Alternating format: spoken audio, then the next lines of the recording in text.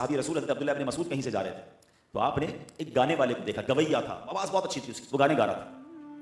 آپ نے فرمایا کاش یہ آواز قرآن کریم کے لیے استعمال ہوتی۔ السلام علیکم ورحمۃ اللہ وبرکاتہ۔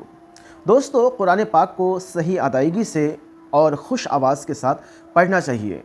جو پڑھنے کا انداز ہے، جو پڑھنے کا طریقہ ہے، اسی اچھوتی انداز میں قرآن پاک کی تلاوت ہونا چاہیے، اور جو قرآن پاک کو اچھے انداز میں اور صحیح سے نہیں پڑھتے ان کے لیے آقا علیہ الصلوۃ والسلام نے فرمایا وہ ہم میں سے نہیں۔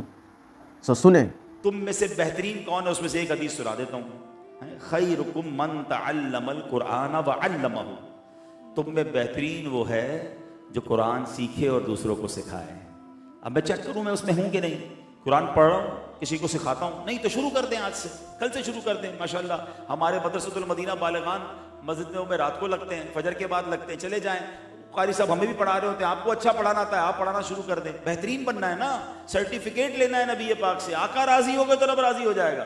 آن لائن پڑھنا شروع کر دیں، گھر میں پڑھانا شروع کر دیں، دعوت اسلامی کا مدرسوں کو چھوڑیں، اپنے گھر میں پڑھانا شروع کر دیں۔ مجھے نبی پاک کے بہترین لوگوں میں جو فرماتے اس میں شامل ہونا ہے، ٹھیک ہے؟ یہ میں نے ایک حدیث بتائی، ایسی بہت ساری ہیں۔ اب میں وہ حدیثیں دو تین بیان کرنے آیا ہوں جس میں نبی پاک نے فرمایا وہ کون لوگ ہیں جو تم میں سے، ہم میں سے ہی نہیں، جو یہ کام کرے۔ اب یہ پہلی حدیث جو ہے یہ بھی قرآن پاک سے ریلیٹڈ ہے۔ اللہ کے حبیب فرماتے لیس منا من لم یتغن بالقرآن، یعنی جو خوش الہانی سے قرآن نہ پڑھے وہ ہم میں سے نہیں۔ اب علماء کہتے ہیں یتغنا سے مراد کیا ہے؟ خوش الہانی اور اچھے لہجے سے پڑھنا۔ اس کا مطلب یہ نہیں جس کی آواز اچھی نہیں ہے وہ قرآن ہی پڑھنا چھوڑ دے، وہ جتنا بہتر پڑھ سکتا ہے، یعنی یہاں مخارج بھی ٹھیک ہوں، اچھا پڑھنے کی کوشش بھی کر رہا ہو، بے دلی سے نہیں خوش دلی سے پڑھنے کی کوشش کرے۔ اب یہ تو سچی بات ہے کہ ڈرانے والی حدیث ہے کہ خوش الہانی سے قرآن نہ پڑھے وہ ہم میں سے نہیں، تو جو قرآن ہی سرے سے نہ پڑھے اس کا کیا حال ہوگا؟ یہاں تو قرآن پڑھنے والا ہے مگر خوش الہانی سے نہیں پڑھ رہا ہے، اس کے بارے میں فرمایا جا رہا ہے۔ جو قرآن ہی نہیں پڑھتا ہے، قرآن کو ہاتھ ہی نہیں لگاتا، پورا سال ہی گھر میں قرآن پاک نہیں کھل رہا، موبائل فون اتنا استعمال اور قرآن کو چھوتا ہی نہیں ہے، بتائیے وہ کیسا ہوگا؟ ایک اور حدیث پاک ہے، نبی پاک فرماتے وہ دل ویران ہے جس میں کچھ قرآن نہیں ہے۔ بتائے نا میرے اور آپ کے سینے میں کتنا قرآن ہے؟ صبح سے شام تک۔ اب تو موبائل فون بھی بتا دیتا ہے کہ آج آپ نے پورے دن میں کتنے گھنٹے یوز کیا ہے، اسکرین ٹائم جس کو کہتے ہیں، اتنی بار یہ سافٹ ویئر آپ نے اوپن کیا ہے۔ کبھی سوچا کہ یار اتنے گھنٹے موبائل کو، چند منٹ قرآن کو نہیں؟ میں نے کئی بار اپنے بیان میں جملہ کہا ہے کہ جب میں اور آپ دنیا سے جائیں گے نا، سارے سافٹ ویئر آف لائن ہو جائیں گے، قرآن تھام لو، قرآن قبر میں بھی آن لائن ہوگا۔ حدیث پاک کا مضمون ہے نا کہ سورہ ملک پڑھنے والے کی سورہ ملک قبر میں شفاعت کرے گی، عذاب سے بچائے گی، قرآن قبر میں آ کے بچائے گا، مگر nobody have time to read Quran, even nobody have time to understand قرآن۔ قرآن پڑھنا ہے، درست پڑھنا ہے، اچھا پڑھنا ہے، خوش الہانی سے پڑھنا ہے، شوق سے پڑھنا ہے۔ یہ میری اور آپ کی ذمہ داری ہے۔ اب ہم غور کر لیں کہ ہم قرآن سے دور رہ کر کتنی اپنی زندگی کو ضائع کر رہے ہیں۔ ایک بار ایک صحابی رسول حضرت عبداللہ ابن مسعود کہیں سے جا رہے تھے تو آپ نے ایک گانے والے کو دیکھا، گویا تھا، آواز بہت اچھی تھی اس کی، وہ گانے گا رہا تھا۔ آپ نے فرمایا کاش یہ آواز قرآن کریم کے لیے استعمال ہوتی، اتنی اچھی آواز ہے، کاش یہ اس سے تلاوت کرتا۔ یہ کہہ کر آپ تو تشریف لے گئے، اس گویے کو کسی نے بتا دیا کہ یار صحابی رسول گزرے تھے تمہارے بارے میں ہی کہہ کر گئے۔ اس کو اتنی شرم آئی، اس کو جملہ اتنا پیارا لگا، سچی توبہ کی، حضرت عبداللہ ابن مسعود کے ساتھ رہنے لگا، کچھ ہی عرصے میں قرآن کریم کا عالم اور قاری بن گیا۔ یہی آرزو ہو جو تعلیم قرآن عام ہو جائے، ہر ایک پرچم سے اونچا پرچم اسلام۔ اچھا، بزرگوں کا طریقہ بھی بڑا اچھا ہے۔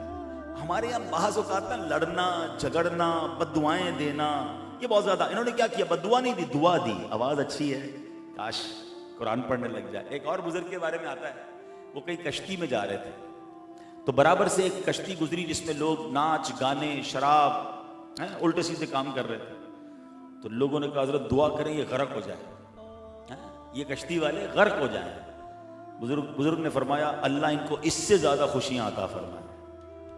تو سارے لوگ حیران ہو گئے کہ یہ کیسی دعا کی ہے؟ یہ ناچ گانے کر رہے ہیں، شرابیں پی رہے ہیں، ہمیں تنگ کر رہے ہیں، اور آپ کہہ رہے ہیں اللہ اور خوشیاں نصیب فرمائے۔ تھوڑی دیر ہوئی تو جب یہ کشتی دونوں کنارے پہ لگی نا، وہ سارے لوگ آئے اور اس اللہ کے ولی کے ہاتھ پہ توبہ کی، اپنے گناہوں سے معافی مانگ لی۔ تو لوگوں نے کہا حضرت یہ کیا ہوا؟ کہ توبہ دعا قبول ہو گئی نا۔ کہ کیسے قبول ہوئی؟ کہ اصلی خوشی کیا ہے؟ جنت کی خوشی ہے نا۔ میں نے دعا کی تھی اللہ اور اچھی خوشیاں دے، تو جنت کی خوشی تو جب ملے گی جب یہ توبہ کریں گے، تو یہ کیوں دعا کرنی برباد ہو جائیں؟ اللہ ان کو سے ہدایت دے دے۔ اللہ دیکھیں ہر چیز کے دو پہلو ہوتے ہیں، ہر معاملے میں نیگیٹیوٹی، لڑائی جھگڑا، فائٹ، اسلام اس بات کی بات نہیں ہمیں درس دیتا۔ ہم پیار سے بھی اپنی بات سمجھا سکتے ہیں، دعا کر کے سمجھا سکتے ہیں، دلیل سے سمجھا سکتے ہیں، لڑائی جھگڑا مناسب نہیں ہوا کرتا ہر معاملے میں۔ تو بہرحال تو یہاں کیا سیکھنے کو ملا کہ اچھی آواز ہے تو تلاوت قرآن کریں، خوش الہانی سے پڑھیں، اپنے بچوں کو سکھائیں۔ اچھا یہاں میں نے یہ دیکھا ہے کہ کئی ماں باپ اپنے بچوں کو حافظ بناتے ہیں، قرآن سکھاتے ہیں، اچھی بات۔ میں بھی جاتا تقریباً روز ہی کہیں نہ کہیں جا رہے ہو تو کہتے ہیں ہمارے بچے نے اتنے پارے حفظ کر لیے، بچہ آپ کے مدرسے میں پڑھ رہا ہے، کبھی حفظ تکمیل کی محفل ہوتی ہے، مگر اس کے والد سے پوچھے بھائی آپ کو قرآن پڑھنا آتا ہے نہیں آتا؟ یعنی لوگ اپنے بچے کو قرآن سکھا کر سمجھتے ہیں میری ذمہ داری پوری ہو گئی، میرا بچہ آپ کے مدرسے میں پڑھ رہا ہے۔ آپ پڑھ رہے ہیں، قرآن سب نے پڑھنا ہے، بچہ پڑھ لے تو والد تھوڑی فارغ ہو جائے گا۔ آپ کا بچہ آپ کے بدلے کی نمازیں بھی نہیں پڑھ سکتا، نماز بھی آپ کو خود پڑھنی ہے۔